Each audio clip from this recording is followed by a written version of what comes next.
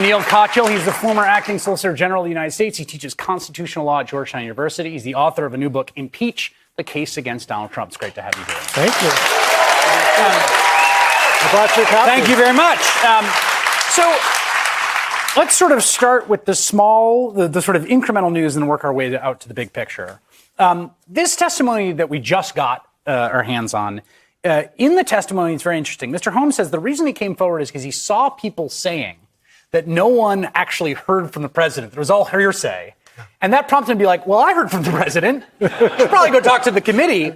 How important do you think this testimony we just got is? I think it's significant. I don't think it's the hugest bombshell ever. And the reason for that is because we already have the president's transcript on July 25th of the phone call with the president where he's essentially extorting Ukraine. So this is just further confirmation of what we already know. And yes, the president has been saying, his defenders are all saying, oh, this is hearsay, it's secondhand, it's thirdhand. But the reason why it's second and thirdhand is one simple thing. The president has issued a gag order that prevents anyone in the executive branch from going and testifying to the Hill. And when we heard Ambassador Yovanovitch today testify, and before that we heard Ambassador Taylor and Mr. Kent, they are only there because they defied the president and said, our commitment is to the truth and to the Constitution, and we're going to tell the truth to Congress. And that's one of the, so when we think about what the president is doing here, he did something horrible in Ukraine, but he's now doing something horrible and trying to cover it up. Well, expand on that, because I think that there's some sense people have that like, oh, it's sort of Trump being Trump, or that this is the normal thrust and parry and push and pull of the two different branches. And you're saying there's something actually aberrant here. Like, that's not the case. Like, fundamentally, like, this is worse than Nixon. Okay. Even, I mean, seriously, Nixon tried Take me to school, Neil.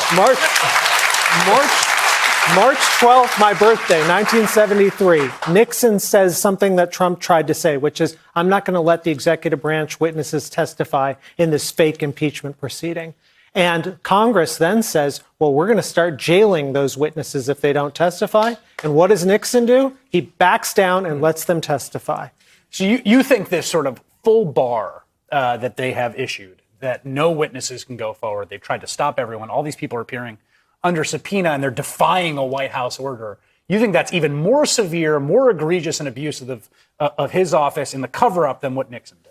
Oh, yeah, absolutely. No question about it. I think what is going on right now is a fundamental betrayal of everything the Constitution is about. What the president is saying is, I can't be indicted, like you were saying in your monologue.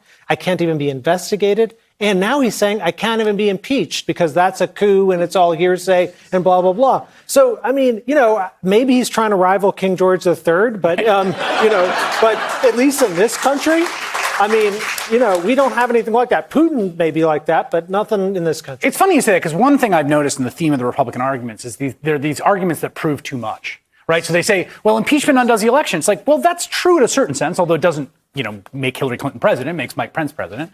But that's also true of any impeachment. And if you think that's wrong, then it shouldn't be in the Constitution, right? Exactly. When I wrote the book, I just used this very simple thing called the yardstick rule, which is just how I try and live my life. And it's how we teach law students, which is just flip the parties and ask yourself, if this were President Obama who'd done this stuff, who'd stonewalled Congress, or if this were President Obama who tried to do a secret deal with a foreign government to get information on his rival, would you be clamoring for impeachment?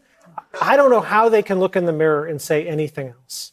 I guess the final question is, what is the evidentiary burden here? I mean, it's sort of a strange process, right? Because the way I always describe it is like it's a murder mystery in which like the murder happens on the first page and we see the person who did it and they're standing over the body, and then the rest is just told in flashback of like, oh, well, how did we get here? Like, the evidentiary burden has been met at a certain level. Like, how do you understand the case that's being built here in that context? I mean, it's more than met. It's like, it's conceded almost. Right, it's conceded, right.